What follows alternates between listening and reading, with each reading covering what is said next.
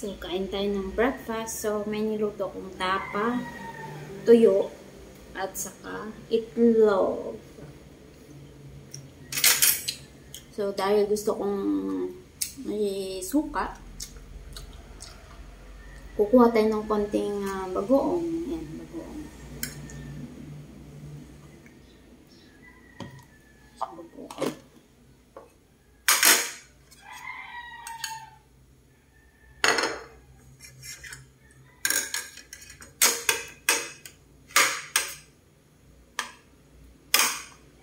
Ayan, guys.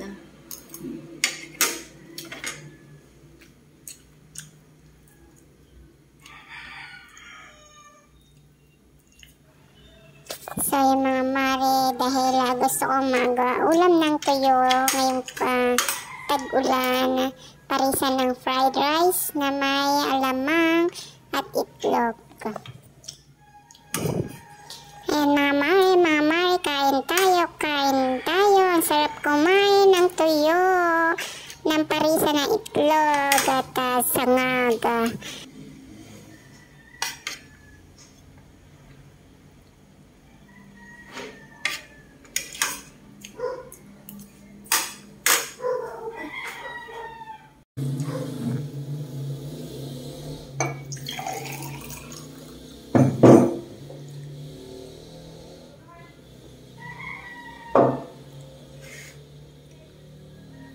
So, yan.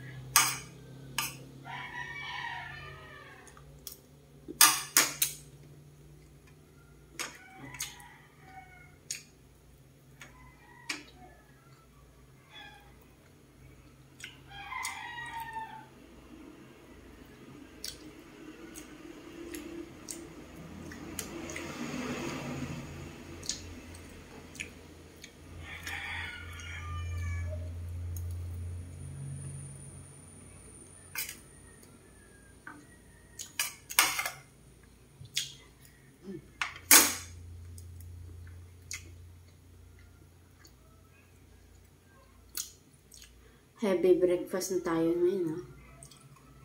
So, kasama na to sa tanghalian.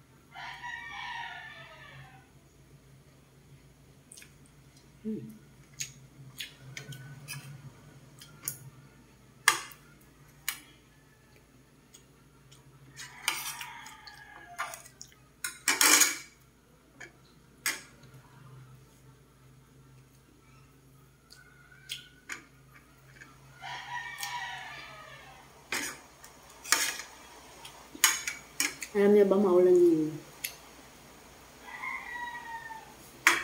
Dito tayo sa kami.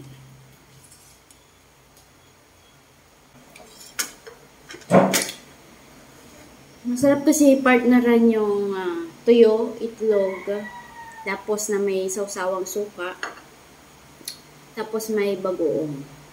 So, lalo na't medyo maulan.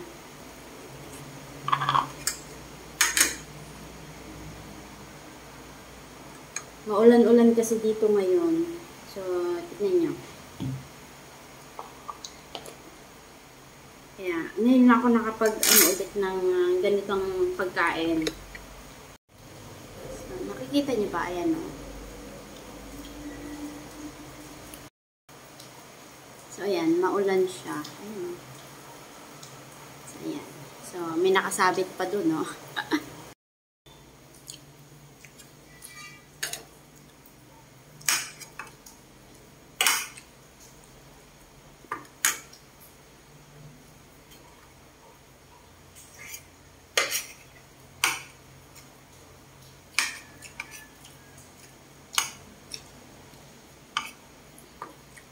Alam niyo ba, sinabi ko kahapon, kasi habang gagawa ako ng reels ko ng isang araw, so nakita ko kasi sa camera, sobrang chubby ko, tapos lalaki ng mga braso ko. Sabi ko, diet nga ako, diet. So, nakita niyo naman, di ba, nag-vlog ako na kumakain ako ng kasi may dumating kasing bagoong na alamang. So, bagong-bago pa lang. So, gusto kong kumain ng kumain. Partner niya is mga so, tinakam ako. Ayan. Bira lang, masarap kasi pag libre. So, libre lang.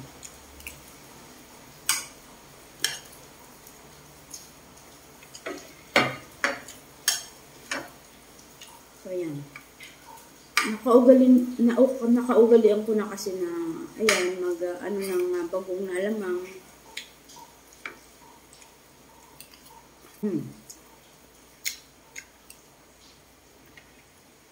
Tapos, may tuyo.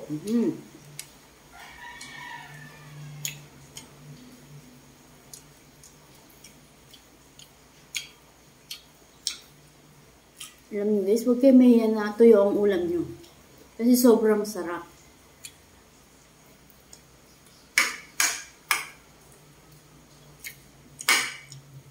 Tapos, may bili ka lang ng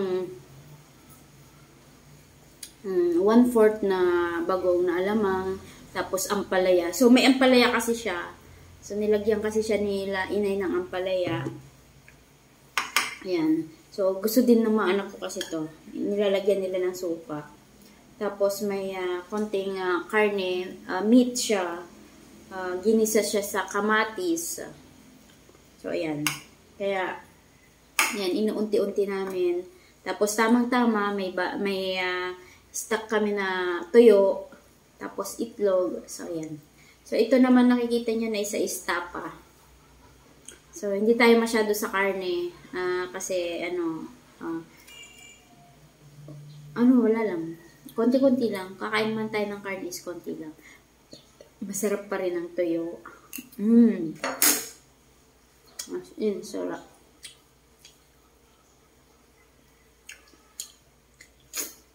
Sobrang sarap. Walang kapantay sa breakfast yung tuyo. Tuyo, partneran mo ng itlog. Oh, sarap. Yan. Tapos, saktong-sakto may alamang.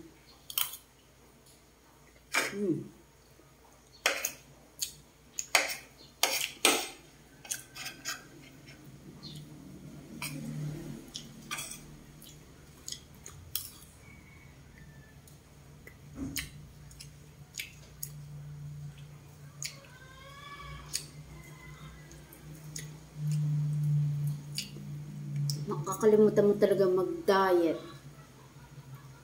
Pagkaharap mo na yung tuyo. Tapos maulan-ulan. So, syempre. Alam mo, masarap kumain talaga pag maulan. Tapos tuyo. Oh, sarap. May itlog. So, ayan, may itlog. Tapos may balamang. Pero medyo salty lahat ang pagkain natin. Pero konti-konti lang naman.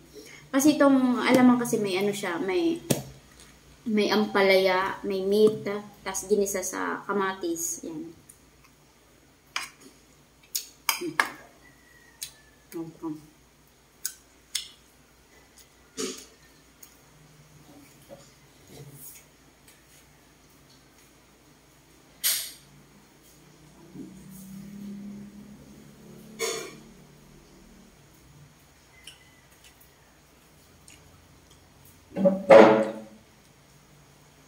So, yan.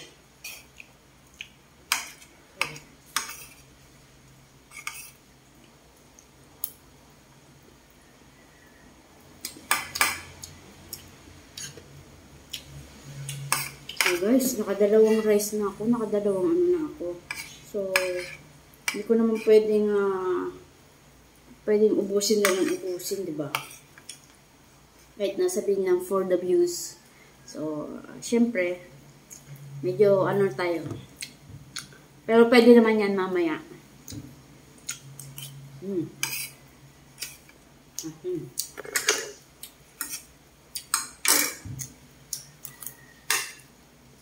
Gusto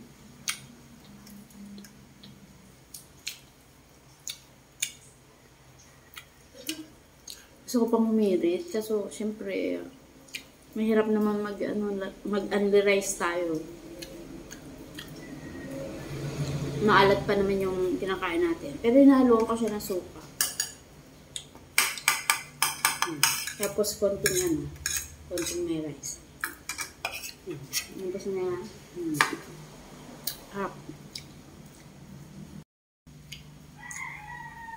Tapos, partneran mo pa ng kape. So, nagkape na kasi ako kanina.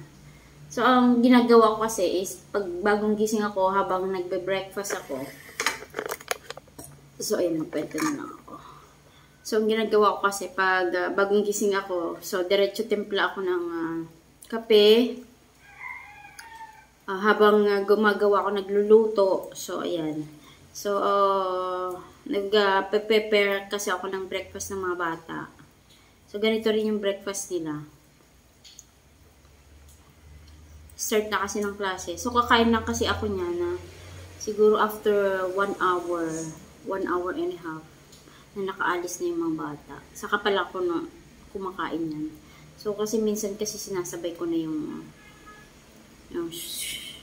di ba? Medyo maano tayo ngayon dahil nasa bahay lang. Pero ang ginawa ko, hindi kumain ng kumain. So, time check tayo kung anong oras ang breakfast ko. So, 8 o'clock. So, minsan kasi 10 o'clock, yan, sabay na yung agahan at saka tanghalian ko. Ganun ang ginagawa ko, kalimitan ang ginagawa ko. So, 10 o'clock to 12. Kasi more on coffee lang ako sa umaga. Pero, paglipas kasi ng 10 na yan, sunod-sunod na yung kain ko niyan eh.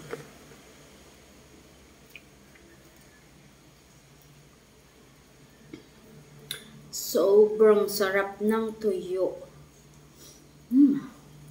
So, gusto ko pang kumain. Kaso, nakadalawang na nga ako. Nakadalawang sandok.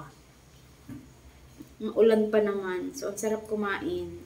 So, after kasi nito, nagkakape ulit ako eh. So, hindi naman ako may nagkakape. Pero, addict na sa kape.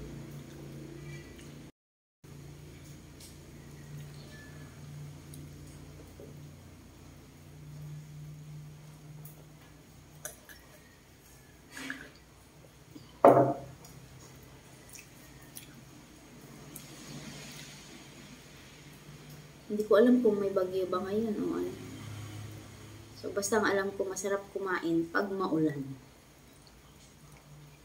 Tapos may tuyo, diba? Naalala ko kasi, pag may ganitong maulan, tapos fried rice, ayan na naman tayo sa fried rice. Sobrang sarap ng tuyo with fried rice. So, bago lang kasi yung kanin, kaya hindi na ako nag-fry. Tapos, itlog. Masarap din kasi yung, yung tuyo, pag medyo bago pa lang yung kanin. Kapag hindi naman na is fried mo na, so mas masarap.